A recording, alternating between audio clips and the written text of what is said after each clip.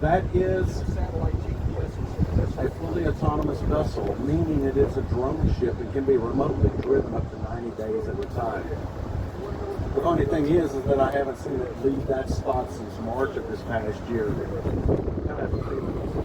Oh yeah, there we go.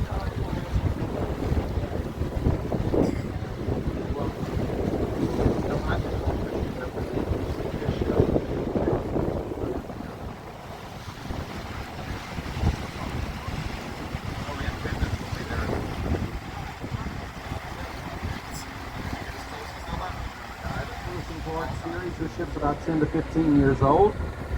It's here for its annual service. Plus, as you can see, there's some extensive deck work being done on the rear of this ship here. That's why they put the tarp over it, covered it up.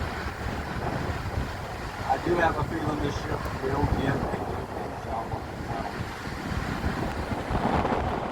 This is the steel terminal, and this is where they'll bring in the ships from Brazil and Mexico. They'll unload the steel, and then what we see them doing today is now they're taking them, they've got barges on the side, and they will take them up the river to where there's a steel mill, and the steel mill just working the mill, using the steel to load the ships and sell to the consumers like automobile manufacturers.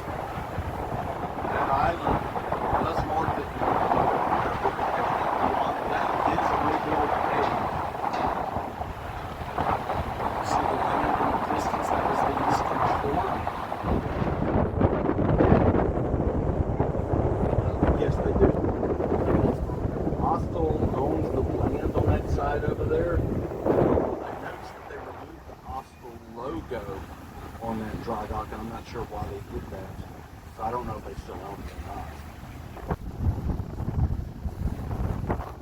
So these containers that you see right here, someone asked me the other day, said, John, how long does it take for them to unload a ship? I did not answer that question because not all the containers that come in on that ship is going to be unloaded here. They'll unload only the ones that are destined for support, then they'll load up the containers that are going out on that ship. And once they do that, they'll go to the next port. But we did have a gentleman from the port of Jacksonville here, and he told me that a good crane operator can unload 30 at the former Brooklyn Air Force Base, which is just on the other side of this container terminal. And you can see it. If we were to go a little bit further south, you'd have been able to see those hangars. But while he was here, he built the entire set for the big finale of that movie inside that building, so he could control everything there. And at the time, it was the largest sound stage that Hollywood had ever seen.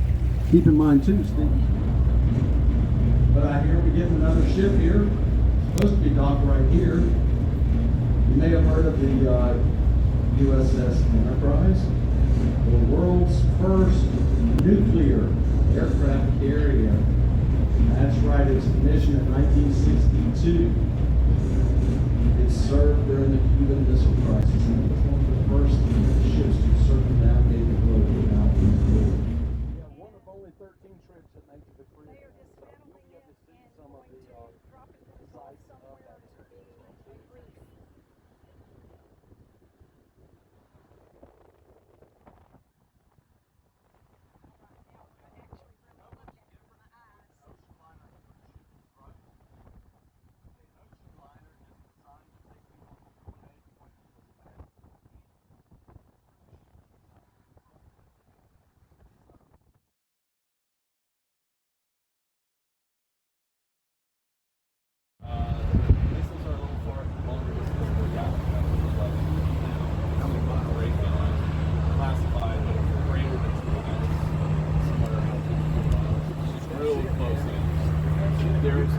There's one.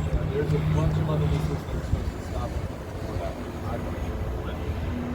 The Gatling gun fired 6 rounds per burst.